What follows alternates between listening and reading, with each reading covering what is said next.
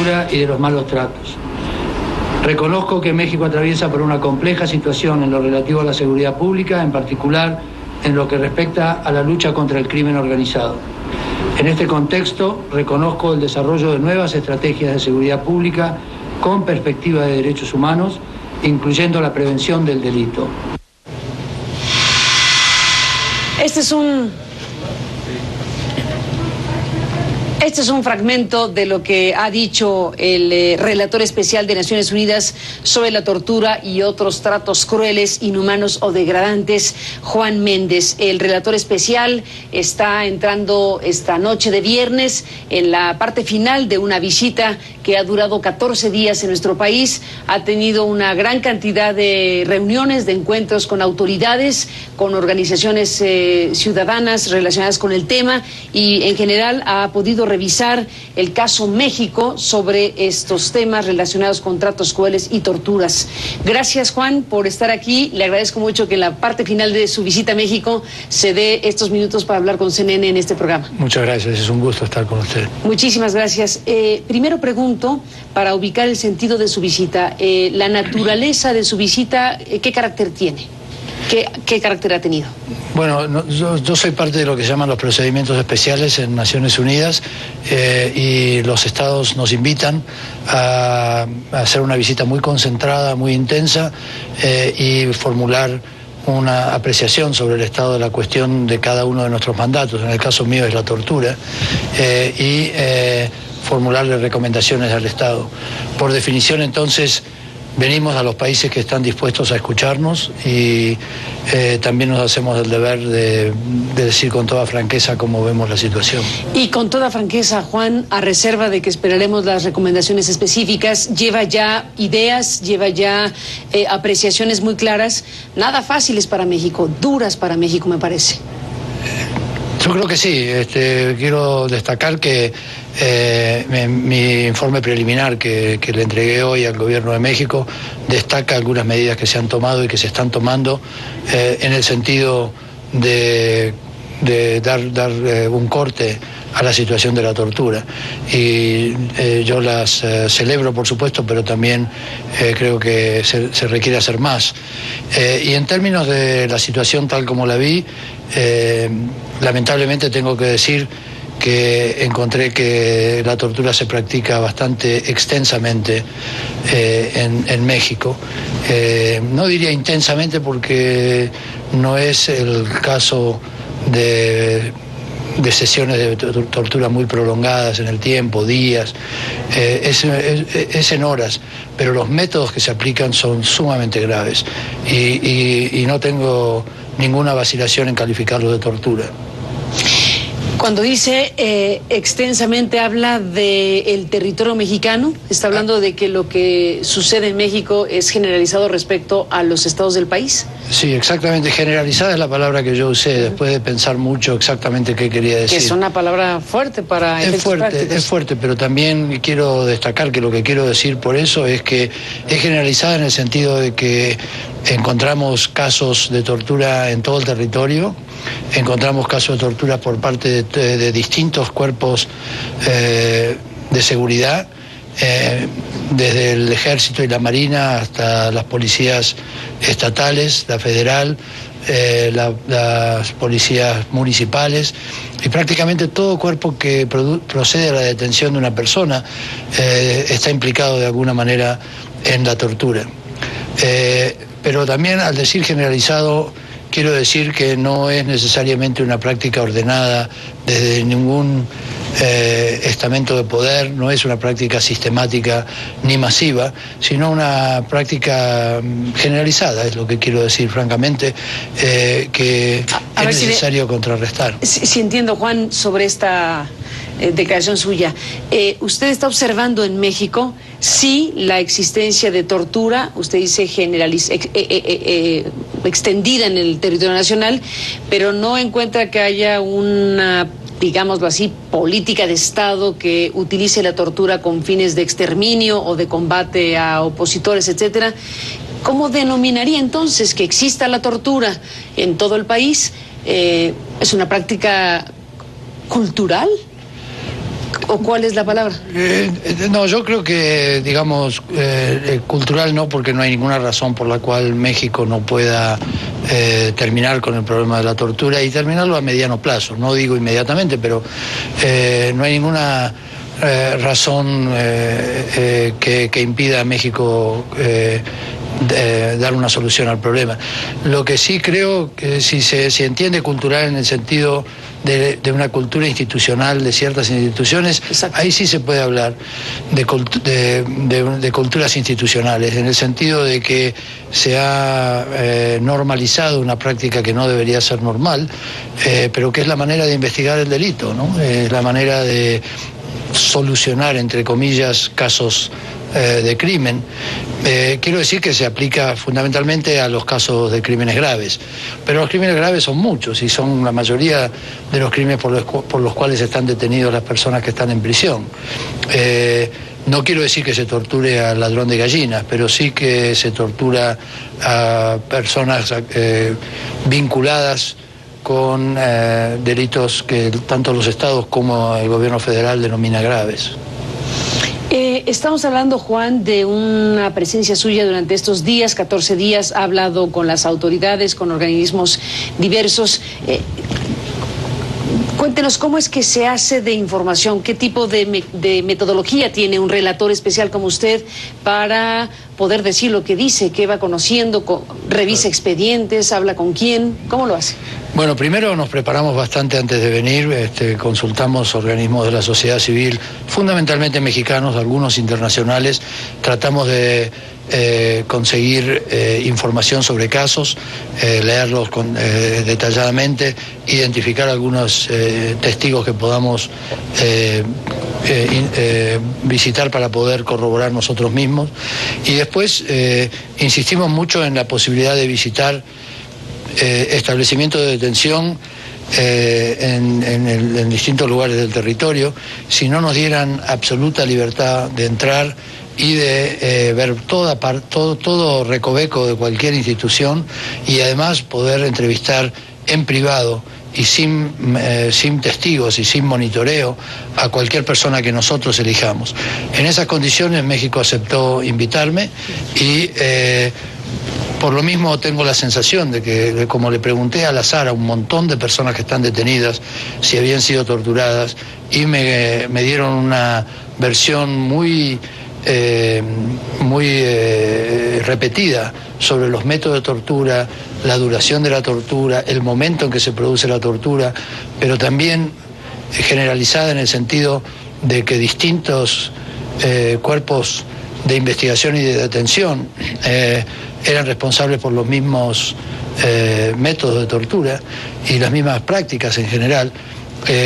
Tengo la sensación de que, como dije, que lamentablemente la tortura está generalizada, normalizada en México, y que es muy importante generar medidas que tiendan a fortalecer las garantías que existen en el derecho mexicano contra la tortura y la protección de la integridad física y moral de las personas que son pasibles de detención.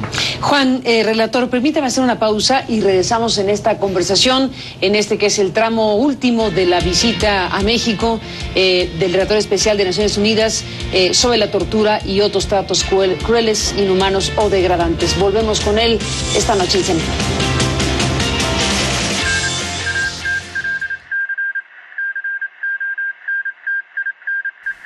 Sin embargo, y a pesar de reconocer que en algunas regiones parte de la presencia militar ha sido replegada, me preocupa la continua militarización de varias regiones del país y la persistente participación de mandos militares en corporaciones civiles.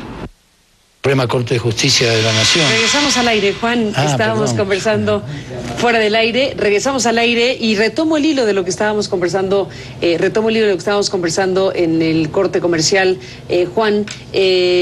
Bueno, a reserva de que platiquemos sobre las medidas que usted va adelantando un poco sobre lo que van a ser recomendaciones, déjeme retomar algo que me pareció muy importante de lo que dijo hace un momento.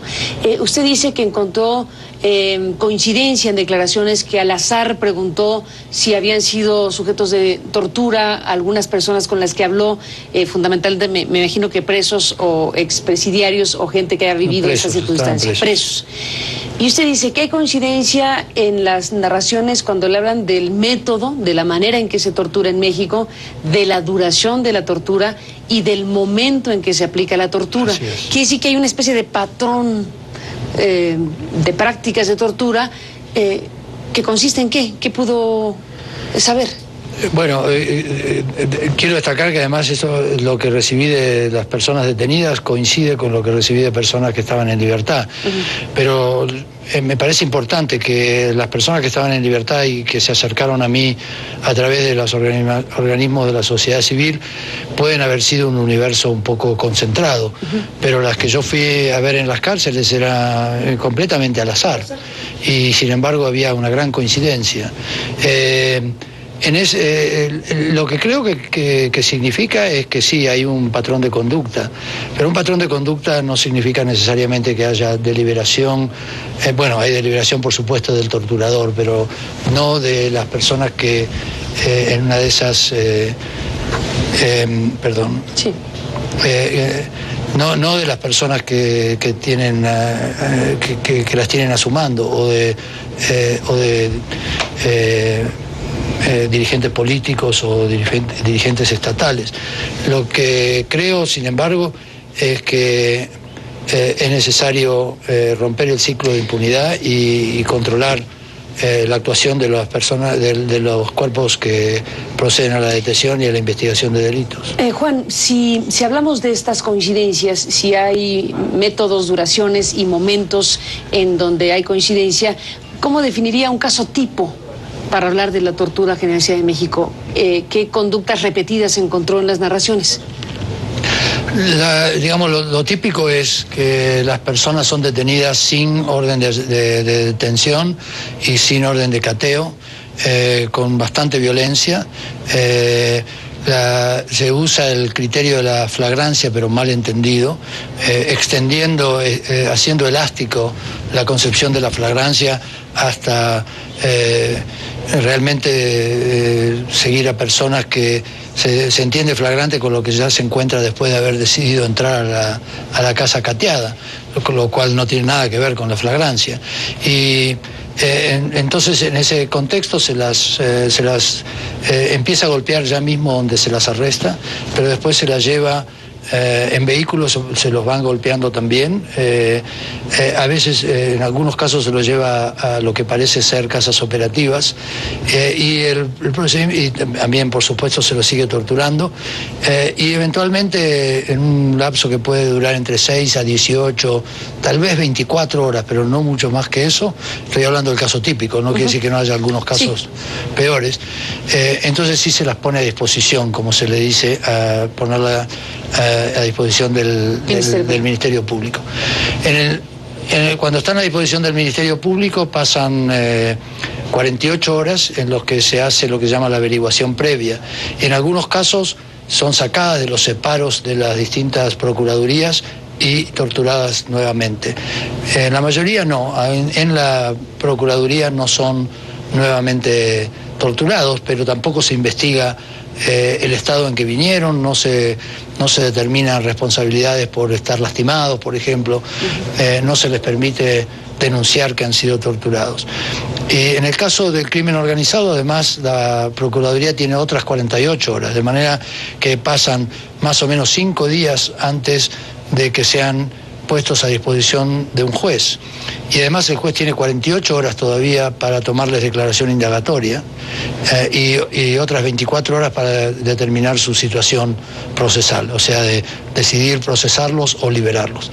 En esos días que alcanzan a una semana en algunos casos, o tal vez por lo menos a 4 o 5 días, la exposición a ser torturados es muy grande y hay una gran vulnerabilidad, especialmente, por supuesto, porque la mayor parte de esta gente son gente de pocos recursos, gente que no está en condiciones de conseguirse un abogado privado.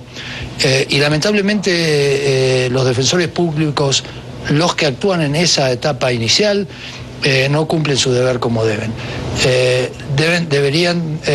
Toda persona detenida debería tener acceso a un abogado desde el momento mismo de la detención, y sin embargo la aparición de un defensor público se presenta recién cuando está ante un juez, y a veces con el acusado ni siquiera sabe que la persona que tiene enfrente es un defensor, cree que es otro investigador, y resulta que se entera que era su defensor en el momento de ver que hay una firma en el acta que dice defensor. No hay una entrevista privada, no hay una actuación de darle consejos sobre cómo declarar, etcétera. Por eso yo creo que uno de los factores, no el único ciertamente, pero uno de los factores que posibilita este tratamiento en ese periodo inicial es la ineficiencia total y la falta de independencia de la Defensoría Pública en esa etapa. Juan, déjeme hacer una pausa. Regresamos en la parte final de esta conversación sobre lo que ha sido esta visita del relator especial de la ONU sobre estos temas. Volvemos para seguir hablando y escuchando el caso México.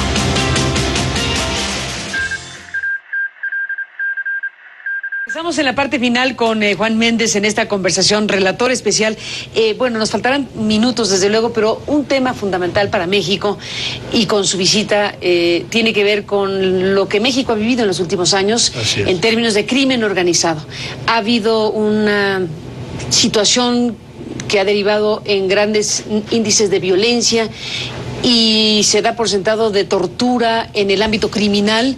¿Cómo le hace un relator como usted para englobar un análisis de un país que tiene su parte oficial, pero que tiene su parte criminal en un amplio crecimiento de los últimos años? Bueno, yo empiezo por reconocer que México vive una situación de seguridad pública muy grave, en algunas partes más graves que en otras, pero muy seria, y especialmente importante destacar que México está produciendo cambios normativos e institucionales que, aunque van en el sentido correcto y no son todavía suficientes, el hecho de que los haga en el contexto de una situación de violencia muy grave es doblemente elogiable, ¿no? Yo entiendo también que la situación está empezando a ser conjurada. En algunas regiones todavía se manifiesta, no está de ninguna manera resuelta, pero los índices de violencia parecen haber decrecido. Con los índices de violencia parece haber decrecido la incidencia de la tortura, pero digo parece solamente porque la única información... polémico las cifras en México. Claro, y además porque lo único que sé es que el número de quejas se ha reducido, pero es el número de quejas de todo tipo de violación de derechos humanos, no necesariamente de tortura, no desagregado. Y además es difícil entender cuál es el factor principal que lo explica. Puede ser que hayan tenido éxito contra el crimen organizado, entonces hace menos falta detener gente, o puede ser que la gente que debería denunciar está detenida y tiene fundado temor a denunciar por temor a represalias. Puede ser que sea, por una multitud de factores. En general, cuando se producen mejoras, los factores son siempre múltiples. Y de todas maneras, lo que quiero destacar es que haya menos denuncias no significa gran cosa, porque las menos denuncias se unen a las más denuncias de antes, y porque el Estado, por la continuidad jurídica del Estado y por las obligaciones que el derecho internacional establece, tiene la obligación de investigar, procesar y castigar todas las ocasiones de tortura, aún las producidas en gobiernos anteriores. Mientras no se produzca ese cumplimiento de esa obligación, el reclamo internacional y entiendo también que el reclamo doméstico va a seguir. No es suficiente con limitar y bajar el número de torturados, sino de tomar el toro por las astas y romper el ciclo de impunidad, restablecer las garantías para los detenidos y dar reparación y rehabilitación a las víctimas. Juan, ¿hay posibilidades para un relator como usted de asomarse o de tener indicios o elementos de información sobre la tortura, tratos crueles, inhumanos desde el crimen organizado?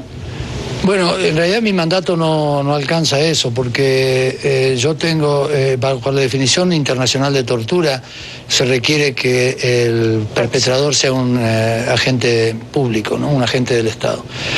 Pero de todas maneras nosotros sí consideramos,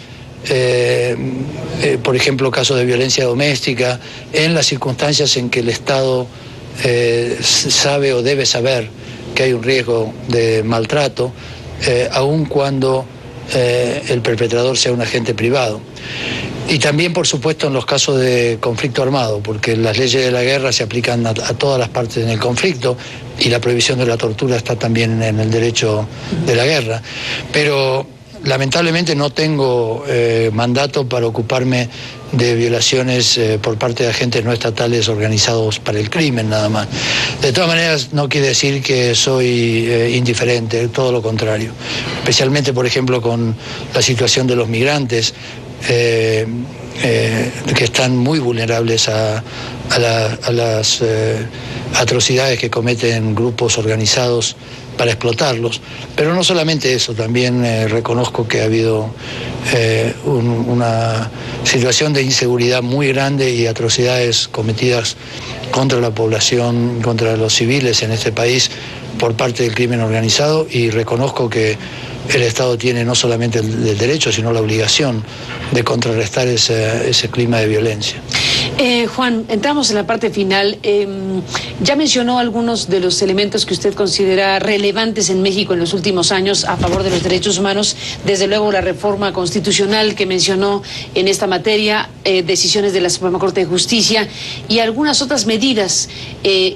¿Qué le urge hacer a México en su primera valoración de las cosas? ¿Qué sería lo inevitable, lo inmediato, lo urgente? Bueno, yo creo que la supresión de la tortura no se puede hacer por pasos, tiene que ser una solución integral.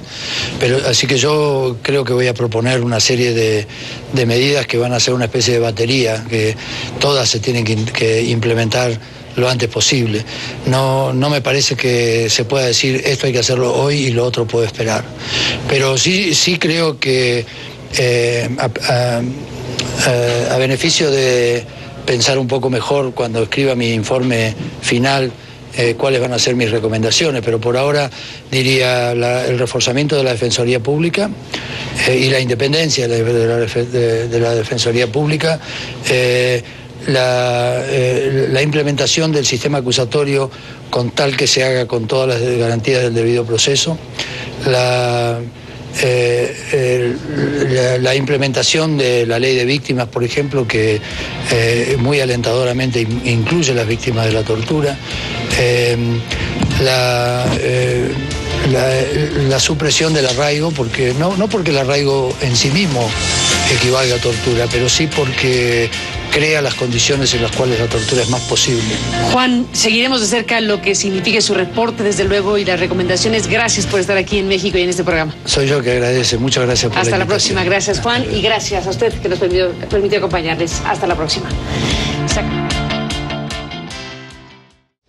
El relator ofreció este viernes una rueda de prensa para presentar los resultados de la visita que comenzó el 21 de abril pasado a nuestro país para revisar el estado actual del maltrato y la tortura en el país, y encontró casos en prácticamente todas las corporaciones de seguridad del país. El informe preliminar detalla que los momentos más críticos se dan entre la detención de los sospechosos hasta su presentación ante los representantes del sistema de justicia, y señala la falta de homologación del significado de tortura entre las distintas corporaciones. Para la elaboración del informe visitó centros de detención en la Ciudad de México y los estados de México, Chiapas, Baja California, Nayarit y Nuevo León. Aquí parte de sus conclusiones preliminares. Y de los malos tratos. Reconozco que México atraviesa por una compleja situación en lo relativo a la seguridad pública, en particular en lo que respecta a la lucha contra el crimen organizado. En este contexto, reconozco el desarrollo de nuevas estrategias de seguridad pública con perspectiva de derechos humanos, incluyendo la prevención del delito. El relator de las Naciones Unidas aclara que la generalización de la tortura no implica que sea una práctica masiva, deliberada o sistemática, o que sea impulsada por altos dirigentes de la nación, una política de Estado. Méndez también expresó su preocupación por la presencia de militares en diversas zonas del país y la militarización de la seguridad en México. Sin embargo, y a pesar de reconocer que en algunas regiones parte de la presencia militar ha sido replegada, me preocupa la continua militarización de varias regiones del país y la persistente participación de mandos militares en corporaciones civiles.